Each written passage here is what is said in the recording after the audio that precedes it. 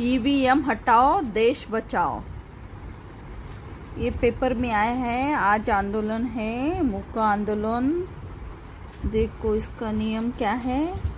मग केवळ घरी बसून थांबू नका, तर आपल्या भावना व्यक्त करण्यासाठी आपल्याला गावात गांधी पुतळ्याजवळ, रोडवर, हुतात्मा स्मारकाजवळ आणि हे काहीच नसेल तर बुद्ध विहाराजवळ मात्र सर्वांनी ठरवून केवळ एकाच जागी दंडावर कपाळावर काळी पट्टी बांध, ये अपने सिर पर काली पट्टी बांधनी है और ये शांतता वाला है, शांतमय आणि मूक आंदोलन आहे। सर्वांनी शिस्त पाळावी आणि जागृतीचा परिचय द्यावा। विनीत तमाम मतदार।